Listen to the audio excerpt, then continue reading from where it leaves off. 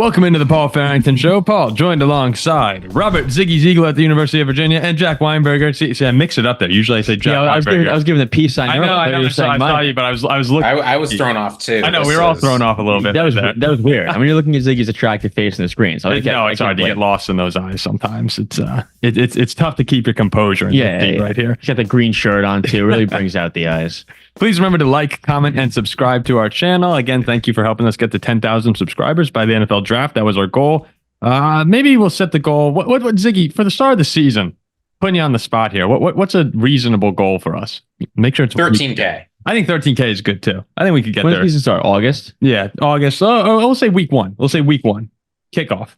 We're at 10.4K. Yeah, 10.5. 10.5. Yeah, I'd say 14K. Oh, it's raising the stakes. Say 14K. Now we're setting on. I also want to say we've added a whole lot of members recently, so we're appreciative to all of you. And what's the number we decided on? Where if we get that number of members, there's going to be a members only merch giveaway. I think 50. I think at 50 we'll do members only merch giveaway, and I also, according to Zach, will be wearing a Jordan Love jersey for an episode, which is always a tough day for me. I'll be at a Darkness Street. You know that's 100,000 subscribers.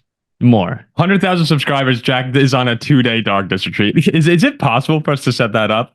I mean, sure it is. We'll just find a room. Look, if we got 100,000 subscribers, we can just call Aaron Rodgers. Be like, hey, man. There's a difference in like a Darkness retreat versus like putting me in like solitary confinement.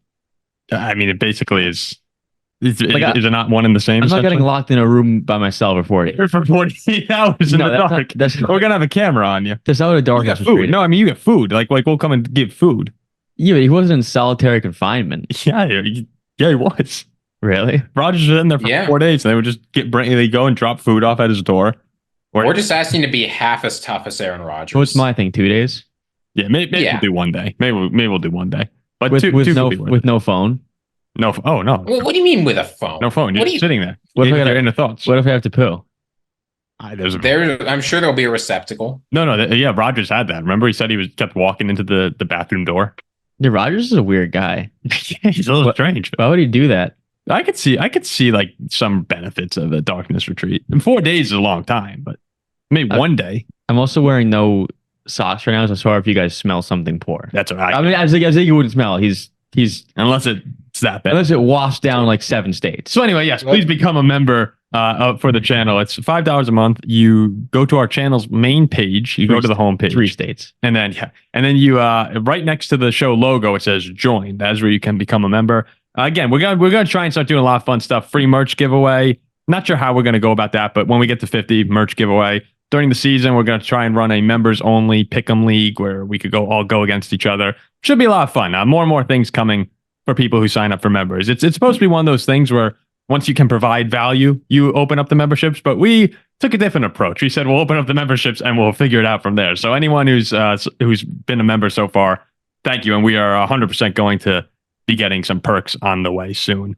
And also, you can check out the show's store, which is at paulfarringtonshow.com with some fun T-shirt designs. And please, if anyone has recommendations, we are taking them. It's a very communicative show right here. Like you tell us, and we will put forth your ideas. So and you can listen on audio as well if you do not prefer YouTube. So thank you everyone who's listening. We have a really fun show today.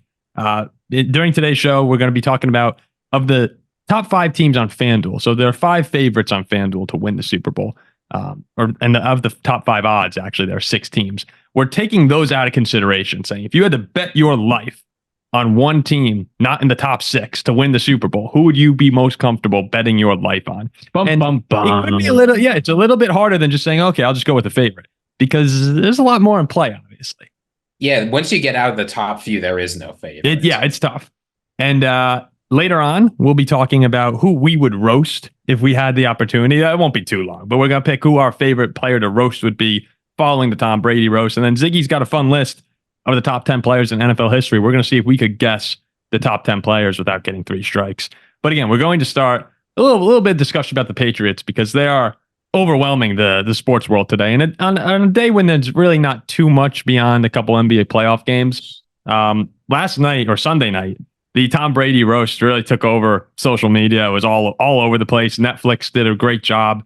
I thought it was going to be really cheesy and actually like a little corny, but It was hilarious. Oh, it was great. I was just super impressed at the fact that like there were some jokes and some roasts that were like teetering the line. Oh, I thought a lot of jokes went far over. Far over. I was surprised that like Tom Brady wasn't at any point insulted or I mean everyone kept a happy face for the most part. Well, you know what was funny is I sat down to watch it last night. I didn't see it live, but I came back from the Fall Guy with Ryan Gosling. Taking the stool out on the Aaron Hernandez. That was horrendous. That was insane. So I came back from the Fall Guy, which is a pretty good movie. You know, Gosling's in his prime right now, guys, and he saw it. Yeah, he's doing a great job. And so I come back and I'm watching the Brady roast, and all of a sudden, you know, Kevin Hart opens up with the Giselle jokes, and he says like, "Fuck them kids." I just looked over at my brother. I was like, "Oh my god!" Like, and then you could see in Brady's eyes a little bit that thought of, "Oh wow, I made a mistake. Like, what am I doing with here?" And I thought it was great because for a night where it very easily could have been awkward and you know, kind of making sure no one's feelings are hurt, at some point you just cross the line and there's no going back. And they crossed it pretty early, and from then on it was just hysterical. And Brady was a great sport about it. So. Oh, but that's the thing. Brady was an awesome sport. And those Giselle jokes were being thrown around, brutal. They were being thrown around nonstop. The only joke that he didn't like wasn't even about him. Did Andrew Tate throw it around too? Who was that? It was a comedian. Oh, I can't remember what his name was. I don't know if it was Andrew Tate or not, but it's some comedian who's. I don't think it was Andrew Tate. Did you say Andrew Tate? It was not Andrew Tate. No. But some comedian who's very, very well known. I forget the name. But he threw out a Giselle joke. I'm like, oh my gosh. Oh yeah, no, they're Kim Kardashian took a lot of hits. Gronkowski was being called a moron the entire night. It was really funny. I don't think other Netflix roasts, if they do them, are going to be that good because this was just kind of the perfect storm of person and personalities to roast. So I'm not sure. I bet they try it again without as much success. But I thought it was a great time. Ziggy, what were you going to say? I was going to say, my favorite. I think part of what made this so successful is you got to see a lot of people who you've only really seen in their athlete persona or sports persona do something like Bill Belichick. And that like Alex Guerrero joke, like that was hilarious. It was too bad that our guy Randy Moss sort of flamed out, but it was good to see these people in different circumstances. And honestly, you know, there's been so much wondering and speculation about whether things are good between Bill and Tom. You're not doing something like this unless things are pretty good. They clearly still get along. Yeah. I thought it was also funny how I think it was Bledsoe. Oh, he was great. Yeah, right. He was the first one, I think. He was saying, he's like, oh, when I like retired or when I quit, or like I think when I left the Patriots, like I was still wanted by other teams, unlike you, Belichick. Yes. That was hysterical. Yeah, no, that was awesome. They got you to stick around with all those jokes, like because it was kind of crazy that it was live too. So as people were saying that, you know, different jokes, Gronk was up there drunk out of his mind, it seems. He's spiking shot glasses. Did you see that? Did you see the glass flying all over the place? Like almost hit Brady in the face. I saw Belichick and Kraft rip a shot. I didn't see the Gronk. No, Gronk, Brady, and Belichick did a shot together, and then Gronk spiked the shot glass, and glass flew all over the place. And it was like the fact that it was live and they were doing this and no one really knew what anyone was going to say. You start mixing alcohol in. It was really fun. And for a Patriots fan, I have to imagine that was just amazing to watch. Like a nice, you know, bow tied on the dynamic. Oh, probably fantastic. Yeah. I mean, the worst part of like the reason a lot of the Comedy Centrals, I'm not a big roast fan. I think this is kind of a bad format. This is one of the better ones we've seen, but they were so heavily edited. You never really got to see the interesting part, which is like, what do these people go up and say about each other? Because it was so heavily censored. Because this was live on Netflix, you got to see what actually happened. And this, I think, worked for the better. That's why I don't like them most of the time either. It's just it's like kind of cringy, and you know, a lot of times I don't think people know each other that like this is like having your best friends. I mean, imagine like Jack. We have a roasted Jack, and you just had your best friends or a lot of them there, and just coming up. I mean, when Gronk went up, he basically just made fun of Edelman and Brady for being gay for like 5 straight minutes together. That was like it. It was kind of funny just having your best friends on stage. Absolutely ripping you. Like, I don't know if it was a roast to Paul Farrington, right? But national television like that, it was definitely fun to watch though. And the crowd they got too, the celebrities out there, basically everyone who was invited who didn't go. I saw Bill Simmons. Like I immediately regretted not going to this when I was watching it on my couch. It was a great job. So yeah, you're right, Ziggy. The one joke about Bob Kraft when Brady went over and he said like, cut that shit out or no more of that shit, whatever it was. I was like, half of that I think was Brady. Brady likes Robert Kraft, and Kraft's an older guy. I think another part of that was like, don't go messing with Robert Kraft maybe for Jeff Ross. But yeah, I thought Belichick was the star actually, because for someone who, you said it, Ziggy, we only see the serious side of Bill Belichick, the unfriendly side of him, a lot of times, and all the players always talk about how funny he actually is sometimes behind the scenes. He came out there, and I thought for someone who's probably going to transition into media in the near future, maybe he gets another coaching gig next season. I thought it was almost a great audition for Belichick to be like, yeah, this guy could be really funny too. Yeah, it's funny seeing him enjoy himself. Oh, he's laughing and cracking jokes. I'm like, wait a minute. He has that kind of side to him. No, I can't wait to see Belichick on the Manning cast next year. Yeah, I think he'll be great. I think he'll do really well whenever he joins one of the pregame booths, because I'm expecting him at some point to go and be a pregame guy, whether it's Fox or ESPN, wherever it is. And he showed that he could. He's such a great football mind. We all know that, but to have the personality too, like a dry sense of humor, it's sort of a unique personality for Belichick. And I thought he was fantastic all night. I was waiting for who was it? He took the shot with Brady and Gronk. Yeah. I was waiting for Bill to say like, "Thank you guys for making me who I am." Yeah, right. because my job's meaningless. The ovation that Belichick got when he walked out would show you like it was cool too with Belichick, because it almost felt like, with all his old players there, he's sort of like the teacher roasting his students a couple of years later, because all of them have such respect for him, and they're looking at him. This is a coach who's chewed them out before, who they all have, have played for and respect a lot. And he's up there being like, yeah, Gronk, you're a moron. So it was pretty fun seeing that dynamic. Someone said Gronkowski, Welker, and Edelman. That's not a receiving core. That's a law firm. Yeah. No, that was great. If you haven't seen this and you actually it's worth going and watching. I'm surprised I'm saying this. But it was. And if you don't want to, it's long. It's about 3 hours. So I didn't watch the entire thing, but I probably watched a good hour. At least look up the Belichick. I saw bits and pieces. Yeah, I watched an hour and a half, maybe 2 hours of it. But I thought Kim Kardashian did it. She was booed when she went up there. Like, I don't know what that was about. He was murdered by who was it? Like the crowd. Oh, yes. Yeah. I don't know his name. I don't know his name. I'm like, oh my gosh. Yes, she got. Yes, she kind of had like a smirk that was like, oh, that was really, really, really weird. Yeah. Oh no, she did not look comfortable with that. I can't remember what comedian said that. Oh, but it was she got destroyed. But when she went up there, she was booed, and I actually thought she crushed it when she was only up there for like 2 minutes or 3 minutes. But Kim Kardashian did a really good job and was the butt of a lot of jokes. So we kind of wanted to talk a little bit about the Patriots dynasty now that they're going to be in the news for the next couple days here as everyone's watching the roast. And of the weird thing about the Patriots dynasty is it's kind of two dynasties. I know that it's the Brady Belichick run from 2001 to 2018 or something like that. But if you break down the winning, like the Super Bowl winning, it's really a two dynasty team. But if we're going to go back and encapsulate the entire near 20-year run that they had together, if we had to pick the 5 most important people of the Brady Belichick dynasty, who would it be? And it's really tough because there's so many. From the first team, there's so many defensive players, and it's hard not to pick one of them. And then the second team, that's when you have Gronk come in, and then there's like Randy Moss at somewhere in between, and there's coaches and ownership. So Ziggy, why don't we go to you first? Do you have a top 5 of the Patriots dynasty?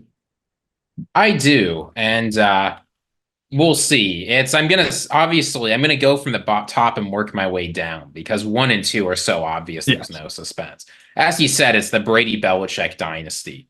So 1 and 2, obviously Brady and Belichick. Number 3, I've got Josh McDaniels.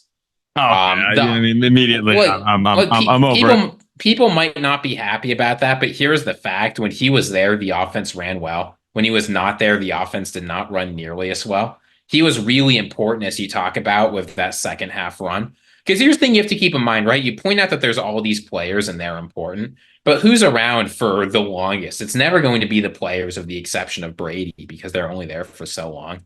Coaching matters a whole lot, which is why number 4 is not a player, but is Dante Scarnecchia. Okay, yeah. I mean, look, we're talking. He's got 5 rings. He was the offensive line coach and assistant head coach for 13 years. Offensive line coach for 3 more. Look, it's great to be Tom Brady, but Tom Brady's not one of those guys like Patrick Mahomes or Josh Allen that can avoid sacks by running around the field. Brady needs a decent offensive line to keep him safe. And the fact that you had excellent offensive line play consistently for almost 16 years with head coaching, really important. Then number 5, you're right. I got to put in a player at some point.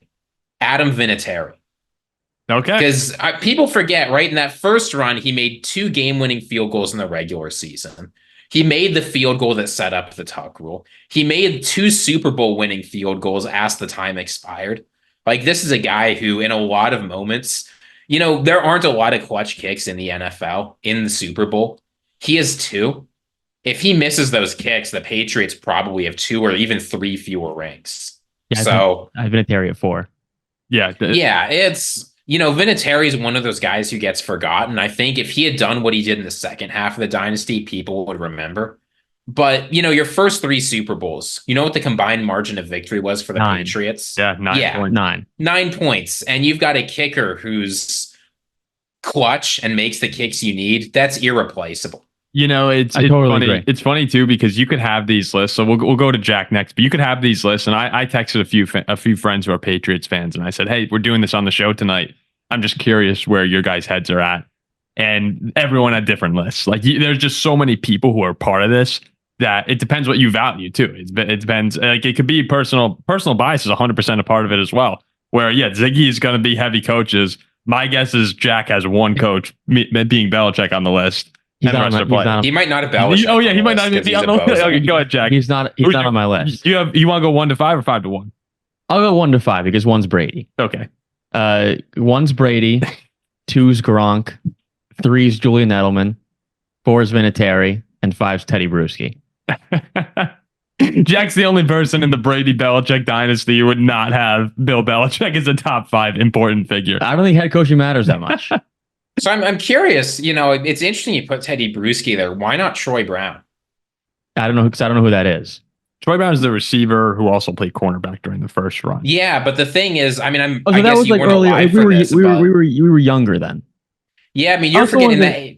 I wanted to put in a defender too. I had 4 offensive players. All right, let me get a defender in here, and Bruschi in my eyes is one of the better defenders they've had. So I'm just saying, how the Patriots got to the Rams Super Bowl was Troy Brown putting up a punt return touchdown and 130 receiving yards. Oh no, the dude was crazy. I think it was 04, right? I believe it was 04 too when he got put at corner. He played cornerback 3 picks. He's a receiver, and he was good. Yeah, a receiver who was who has actually moved to cornerback by Belichick one year because they were running out of cornerbacks. I threw in Gronk and Edelman. They're my weapons, so I wanted to even it up a little bit. Look, the people that I was reaching out to, and we're definitely going to have some bias towards the later teams because that's who we saw. They had a lot of them at Edelman at like 6. It's a little high for me for Edelman. I think he was a great player. Edelman's top 5. Oh, he had some huge moments, but he doesn't crack my top 5. No. When I think of Pat's dynasty, 3 people come to mind immediately. It's Brady, Gronk, and Edelman. Well, yeah, but that's the second part of the dynasty, though. Well, I guess that's the part that I remember more. Oh yeah, no. I mean, you forget about who remembers Willie McGinnis these days, right? We'll get Willie McGinnis. We'll get on NFL Network. We'll get comments from older dudes with names that I've. Oh, I'd love to see people. Ty Law. Oh, Ty Law is there. So here's my top 5. I have Brady at 1 and then Belichick at 2. I know a lot of people have Belichick as number 1 on the list, but I just have to put having him on the list is outrageous. No, it's outrageous. It's insane to not have him on. So Brady 1, Belichick 2. This is where I put Gronk at 3, and Gronk being at 3, he didn't even play in one of the Super Bowls. I don't believe he played in the Atlanta game, so that hurts the case a little bit. But had a huge catch against the Rams, and he was just the guy post Randy Moss. Like if you were to say over the course of Brady's career, who was the guy, it was Gronk. And he kind of almost redefined the position for a little bit when he played. At least what success was at the position for a bit. So I have Gronkowski there at 3. 4, I have Vinatieri as well. Because I'm just thinking, how many kickers can you think of that you go, oh yeah, like key to that run? Not too many. There's not too many kickers who are well known. I guess about football history. Sean Sweetson. That's about it. Yeah, Sean Sweetson. But that kick, the 45-yarder against the Raiders in the snow, to basically kickstart the dynasty. 2 Super Bowl kicks, like you said, Ziggy. It's weird to have a kicker on the list, but when you made the amount of clutch kicks Vinatieri did, leaving him off feels wrong. And then 5 here could have gone a lot of ways. Actually, Dante Hightower, a lot of people, or I was looking it up before the show. You forget how many huge plays Dante Hightower made. I was debating him or Brewski at 5. Oh, yeah. I mean, Hightower, it's each Super Bowl. I think he had the sack on Ryan, the fumble, the stop on Lynch that right before the Malcolm Butler interception. But I wound up also going with Teddy Bruschi, who some people didn't even have in their top 10 on lists. There's great football minds. Great football minds. Ty Law, I actually probably was the best player of those defenses. But I think Teddy Bruschi was just like, he embodied the Patriot way. Him and Willie McGinnis, and Bruschi, an all-pro, second team all-pro, I think twice. Just a great player, great leader.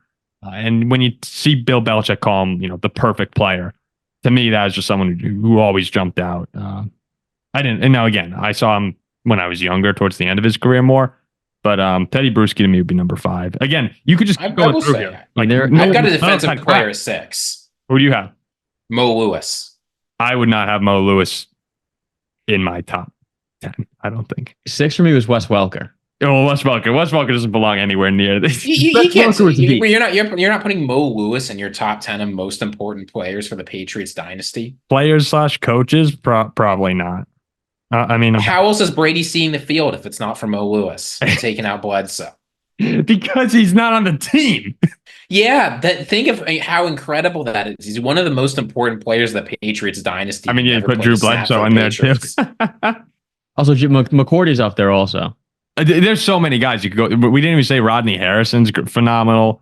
Vrabel, phenomenal. Who else is on this list here? You had Josh McDaniels. Who else do we have? Actually, I always liked. I don't think he belongs in the top 10, maybe right outside. But Deion Branch was great. Randy Moss would be there if he had won anything. You just never won with New England. You can't forget about Matthew Slater.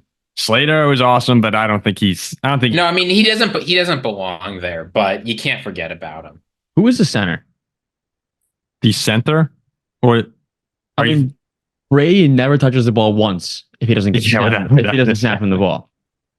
No, he's probably number 1. Just some great teams though. Over the years, and no one had Kraft in their top 5 either. I was waiting to see if any of you guys had Robert. Kraft, I think you can definitely make the argument because he made what's pretty much an unprecedented move of letting a Pro Bowl starting quarterback on a big deal just go. Mm-hmm. That as an owner, it would be. I'm trying to make a comparison. It would be like imagine Kirk Cousins makes a Pro Bowl next year. And then they just get. Actually, that's not even the same because Bledsoe would just. We've never really seen anything like that. It would be like, who is like Spencer Rattler. I'm trying. You know what it could be. It would be like had Garoppolo been playing at a Pro Bowl level. Yeah, and you just immediately trade him for Brock Purdy, and then just to start Brock Purdy. And you go Purdy. To be fair, like they were on fire. But you know what it actually kind of could be. And again, this is not. You're not gonna get a perfect comparison here, but. When Alex Smith was playing really well, the 49ers were cooking back in 2012, and he got hurt, and Kaepernick came in.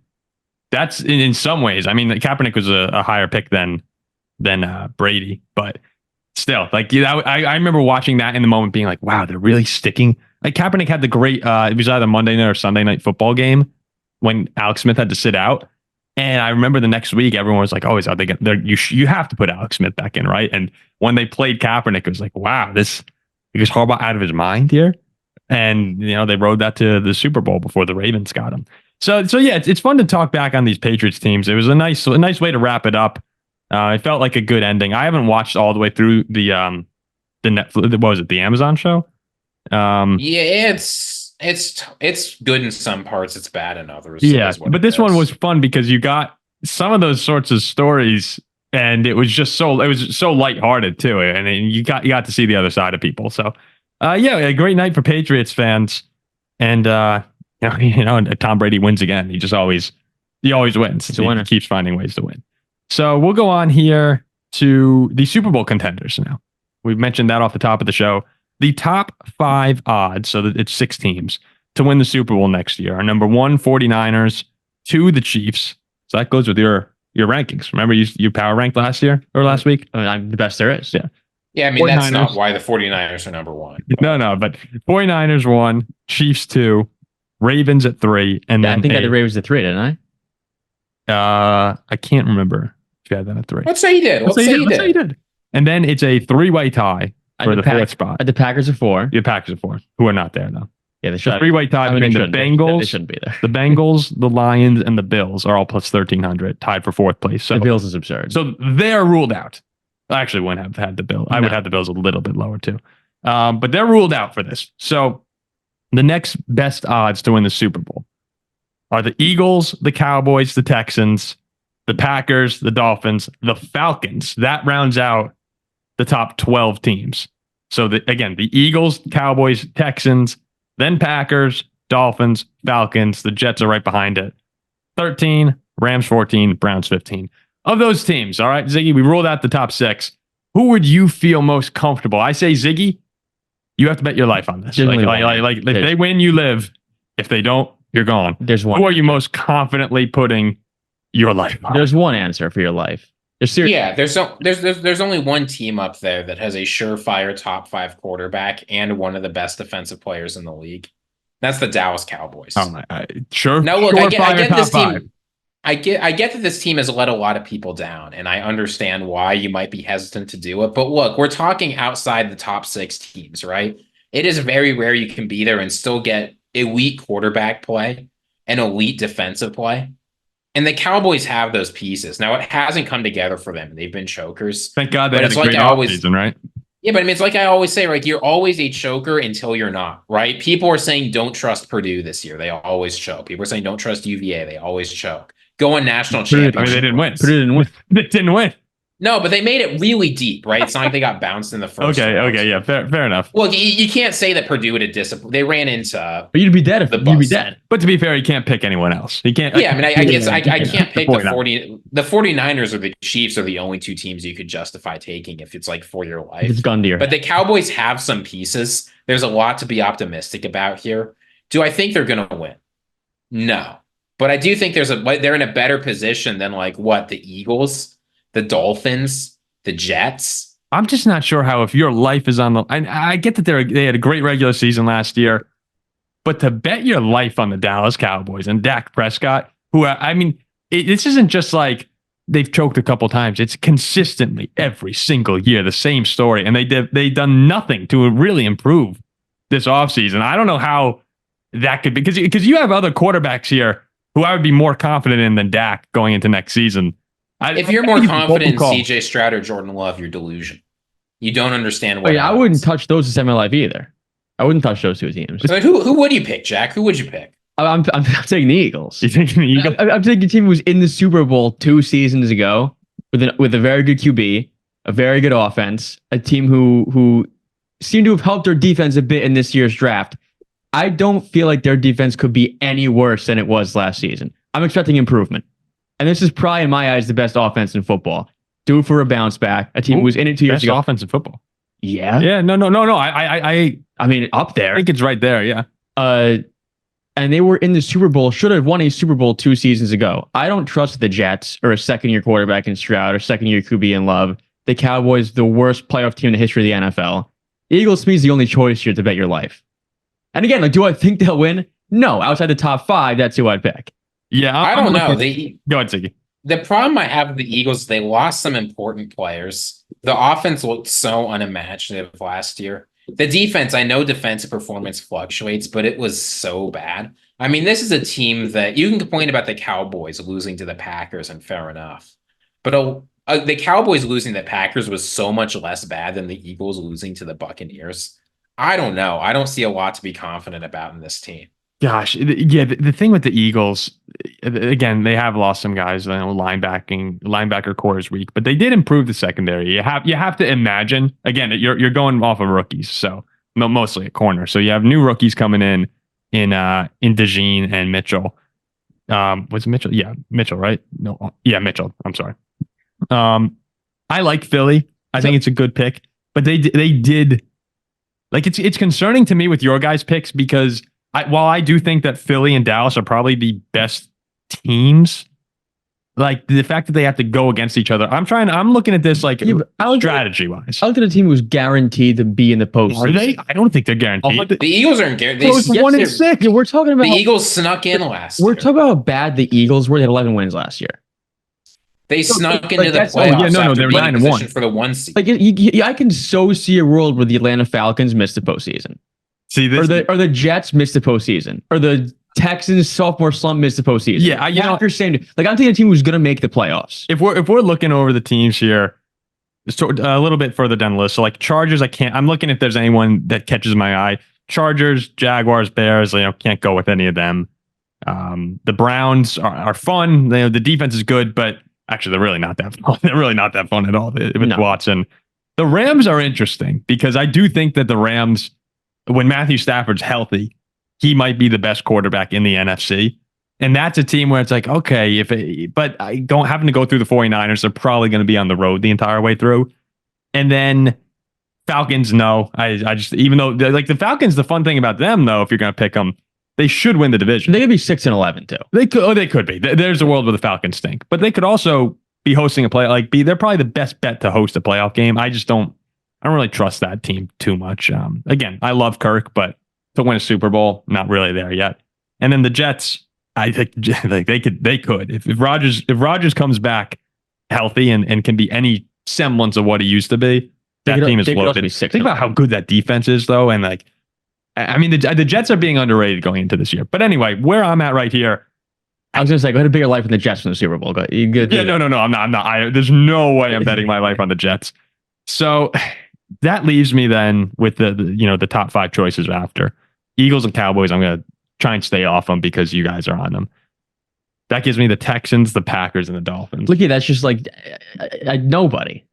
I can't trust the Dolphins. And like, here's the thing. I can't bet on the Packers to win the Super Bowl. Do you want to trust second year QBs and Stroud and Love? Here's what I see when I look at the Texans. The Texans will not win the Super Bowl. But again, compared to the Cowboys or Eagles who have to go through each other, I think the Texans are going to win the AFC South. The Jaguars are good. The Colts are good. I do believe the Texans are a tier above them right now. So I'm confident that I'm going to get a home playoff game. I think with the addition of Diggs, the addition of Hunter, the star power is there now. Stroud, everything Stroud says and does makes me think like, all right, this guy is comfortable. Like he's an alpha. DeMeco Ryans is a good coach. So I would go with the Texans given this. Again, are they going to win? Probably not. But I think you have a budding superstar, not just star, superstar.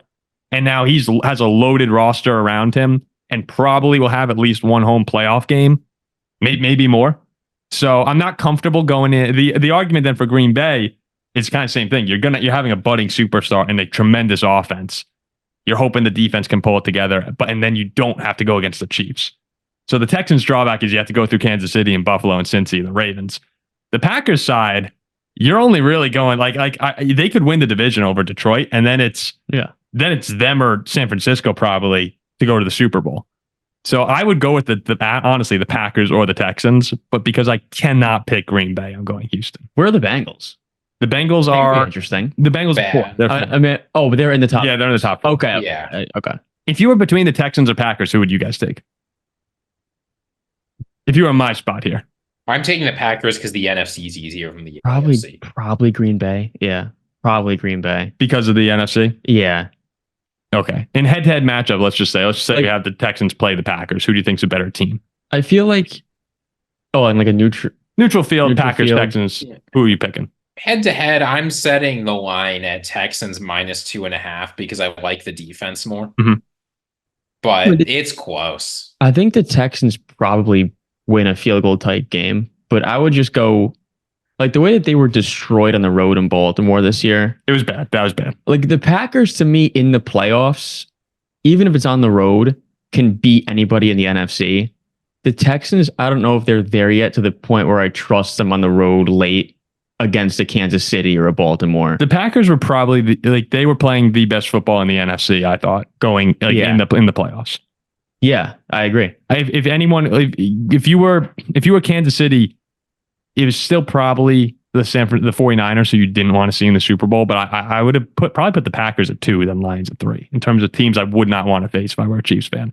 But yeah, that's what I'm looking at. I'm seeing 2 young quarterbacks who are really good and probably going to elevate to that superstar level. And again, Cowboys and Eagles, they're button heads all the time. I'm going to try and avoid that. So I'll go with the Texans in this case. If I was not a Viking fan, I'd go Green Bay. But okay, so there you go. Our lives are on the line here. Ziggy is somehow on the Dallas Cowboys to win the Super Bowl. That's like a glorified jet. I mean, that's it's like a glorified jet. Yeah, that's may as well start digging if you're Ziggy. And then Jack on the Eagles and me on the Texans. So then kind of building off. Oh, and actually I wanted to tell you guys this. ESPN in February had 11 analysts share their Super Bowl predictions. So I thought this would kind of just be fun to look at what people were thinking for next year. In the AFC, the top representative was the Chiefs with 5 picks to go to the Super Bowl. Shocking. Then the Bengals with 2, the Bills with 2, the Texans with 1, and the Chargers with 1 Super Bowl pick, which, I get what you see in the Chargers, at least. I get what you see, but Faith and Harbaugh. Yeah, it's hard to pick them to go to the Super Bowl. So why your AFC representatives, the NFC representatives? Do you want to take a guess, Jack? At who was the top? Who was NFC? the top pick with 5 selections? Was it Green Bay? The Lions. Oh, the Lions. Okay. 5 people picked the Detroit Lions to go to the Super Bowl, followed up by Green Bay with 3, and then the Rams with 2. And the 49ers with 1. That feels like a situation where everybody's trying to game the system a little bit, where all of a sudden the favorite just slips through the cracks. Like, how can the 49ers be the 4th most picked team to go to the Super Bowl? There's a reason the 49ers are the biggest favorites to win the whole Super Bowl. Yes. So it's because they're the second best team in the NFL. NFC North, you're talking about how tough that division is. Lions with 5, the Packers with 3 to go to the Super Bowl. And then of the winners, it went Chiefs 5. So everyone who picked the Chiefs to get to the Super Bowl picked them to win it. The Lions, 2 people, and then 1 pick for the Packers, Bengals, Bills, and 49ers. Just thought that was kind of interesting, the breakdown of where people's heads are at right now. No Ravens on that list. No Ravens at all. You don't see the Eagles anywhere. No Cowboys. Just kind of interesting. Okay, so, and 2 people had Jordan Love winning MVP, actually. So who would we roast? With Tom Brady having been roasted, as we talked about off the top of the show a lot, which player in NFL history would we pick to put up and watch a roast? This is kind of not necessarily someone you most hate, but could be that you could take it that way. Like, who would you love to just see get destroyed on national television, Jack?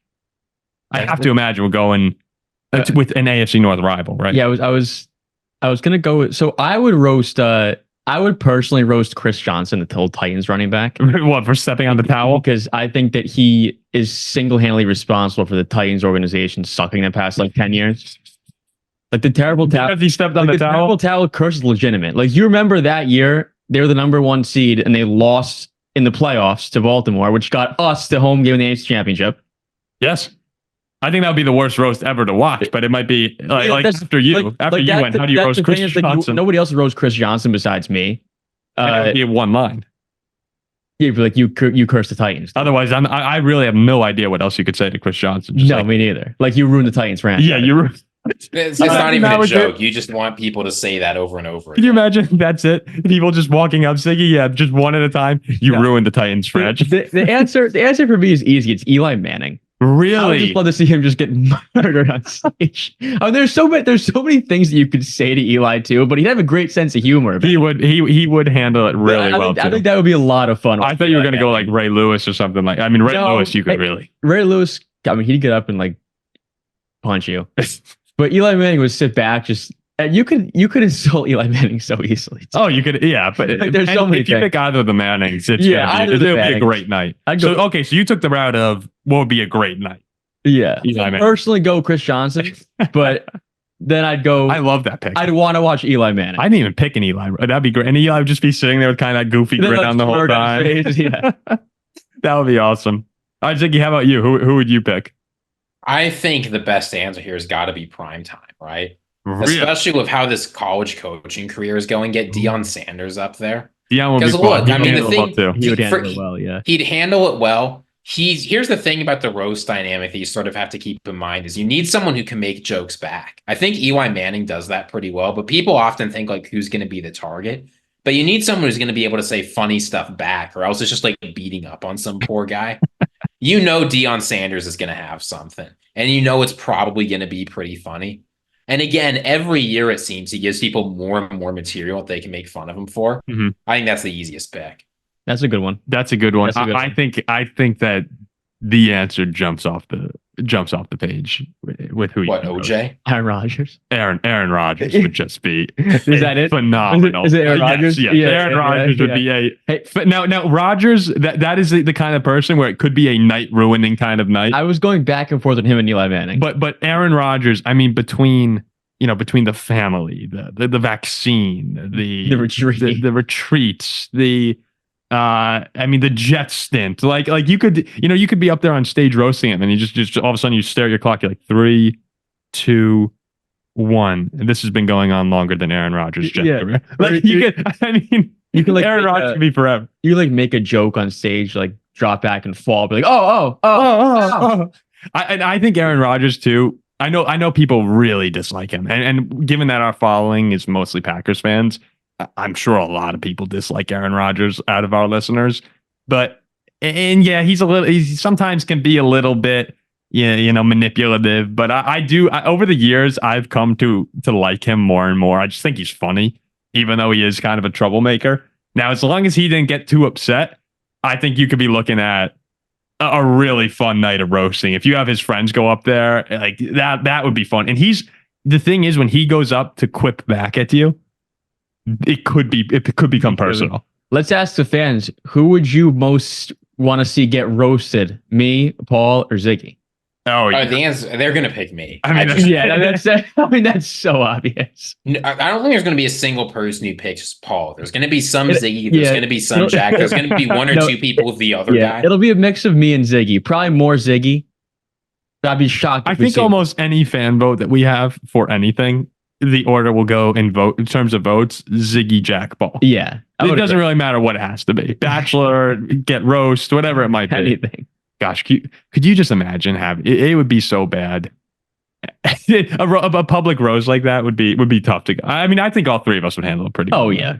That would be, oh my gosh. It got me thinking, I guys. get drunk for it. No, you have to be. Yeah, I get drunk for it. But you can't go too far or else I might clap back. That's going to be, yeah. Gosh, I was actually planning on doing like 30 seconds of how I would roast Aaron Rodgers. And then I was like, no, you don't want to do. No. I was like thinking about it, and then I was coming up with, you could really have fun with an Aaron Rodgers roast. And then I was like, wait a second, like we're not throwing strays at Aaron Rodgers out here. Like I actually, again, I like the guy. But it got me thinking a little bit. And if you guys don't mind, it's just this tangent just for a second here. I've been waiting to do this on the show for a while here. Home, so you got to make this. Oh yeah, don't worry. This will be good. I was trying to think of people who we could roast, but it made me go down the path of my top 5 like least favorite Packer players, because there's going to be a Packer no matter what. And I think I settled on a list of the top 5 guys who just drove me crazy growing up. And there's plenty of guys from the 80s and 90s, I'm sure, that people can drop in the comments. Packers they did not like. Even Packers fans who they did not like these guys. But I thought it could be fun just for me to share with you guys and see if you guys if you guys could guess almost the top 5 Packers that I can't stand. I'll go 5-1 here.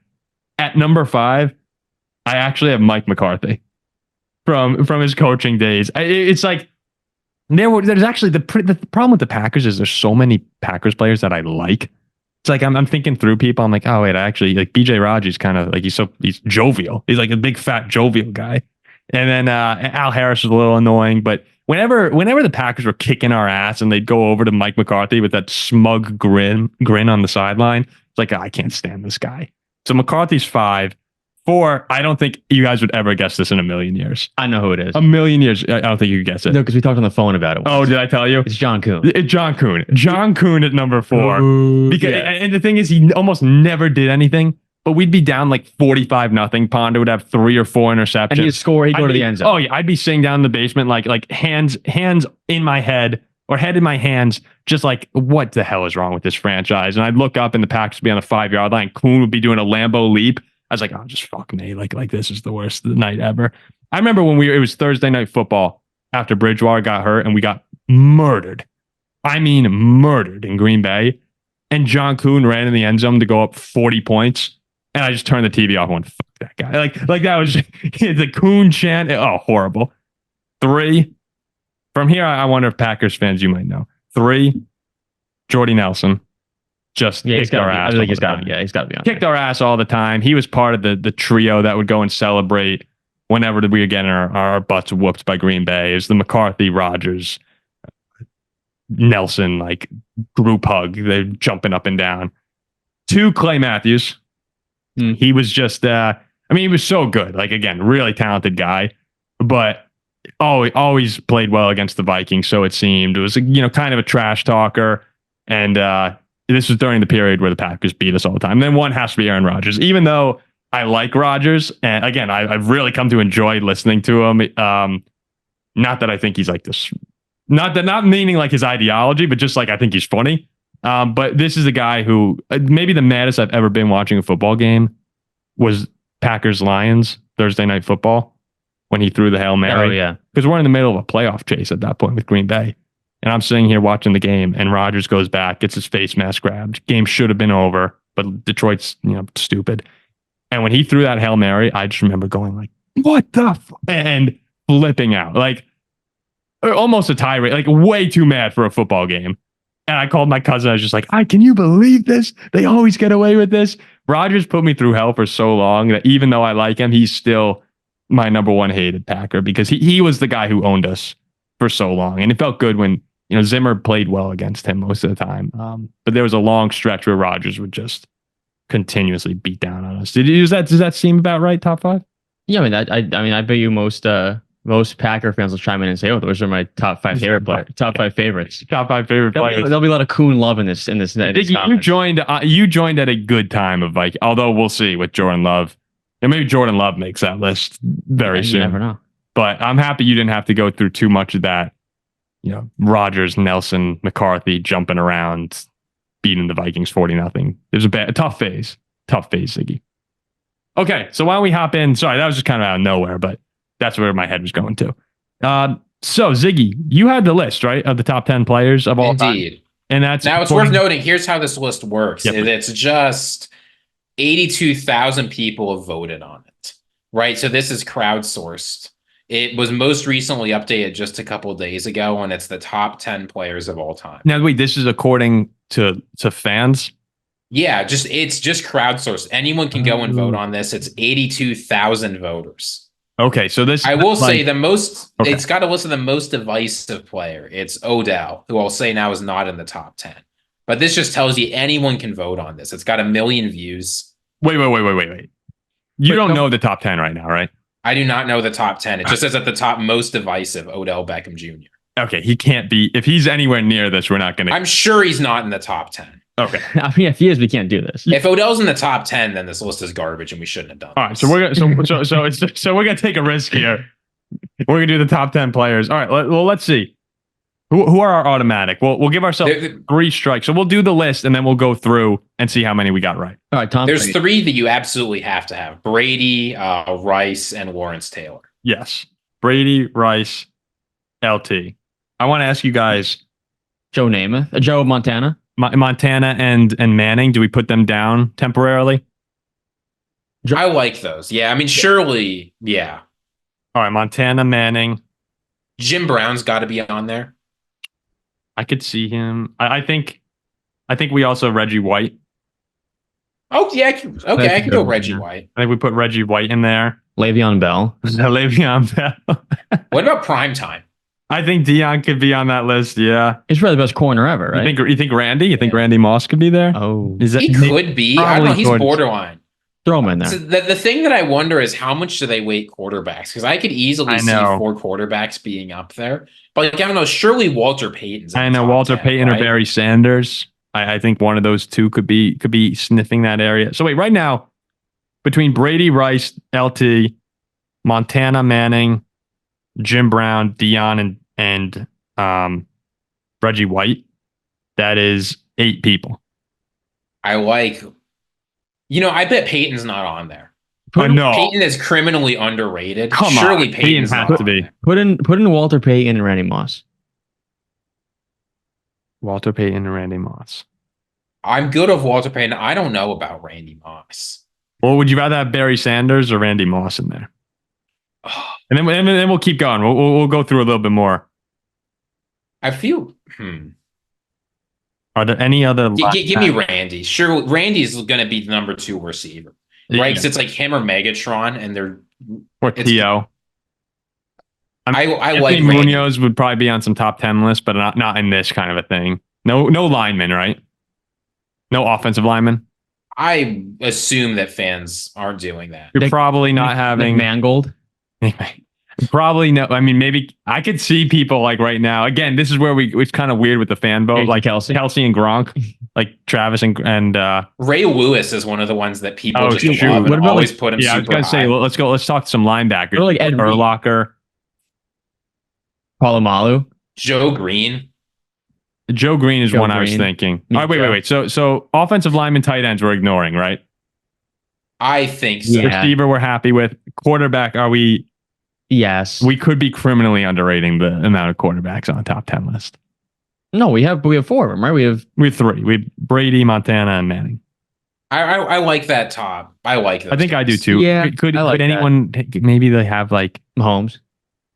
Oh, actually. Dan Marino or John Elway. That's what I was thinking, Marino or Elway, but Mahomes isn't going to be up there. No, he won't. He's not a top 10 player ever. Some people. I think he is a top 10 player ever, but like people are going to say because his career's not over. I bet there's not any active players. I don't think he won't be on that. If you were making your personal top 10 list of players ever, would Mahomes be on it right now?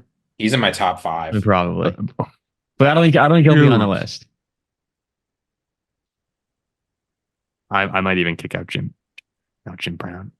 Jim Brown's the best running back of all time. He's got to be in the top 10. I'm just going to add Mahomes as like a person. All right. So offensively, no other receivers. So we're moving on from offense. We're no special teams. Any corners or any secondary? Ronnie Lott. Yeah, Ronnie Lott. Ed Reed. I think we got Dion. I think that's about covers it. Ed Reed, Palomalu. And then James Harris. The linebackers are what? Ray Lewis. I mean, Brian Urlacher. Urlacher was great. See, Urlacher wasn't that good. Urlacher's an all-time great player, but he's not top 10. Yeah, he was great. I'm trying to think about the Singleter's good, but he's not. There won't be many defensive players on this list with a fan vote. It'll be 80% offense. What about linemen? You have Joe Green.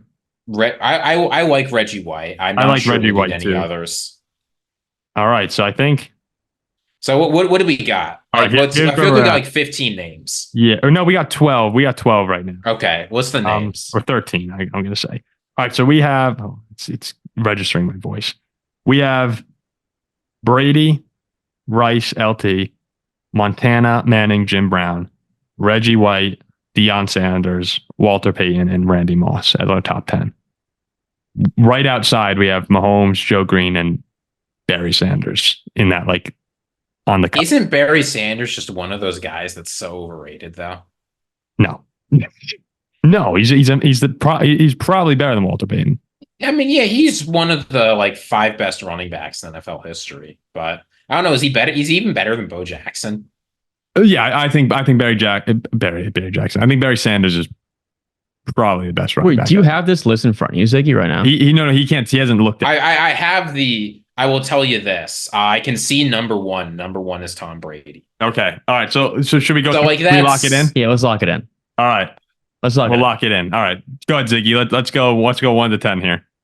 Number 1, Tom Brady. Okay, check. Number 2, Jerry Rice. Number 3, Lawrence Taylor. So we're good. We're good. Now we've got 3 running backs. Wow. Jim Brown, Walter Payton, Barry Sanders. Okay, so Barry made it. So we got 2 of the 3. We got 2 of the 3. Deion Sanders. This is 7. Randy Moss. 8. Oh, nice. All right, look at us. Joe Green. And then Dick Butkus. Yeah, we go. That's it. That's what I meant. I said Singletary. And then 11 is Bo Jackson, and 12 is Reggie White. Okay, wait. So if you have Bo at 11, it's kind of bullshit. That's a ridiculous vote. Ziggy, can you find another top 10 list of all time players, and let's just see. But again, we did pretty well there. Suck my dick and kiss my butkus. Let's go to the CBS Sports top 25 players. When is this from, Ziggy?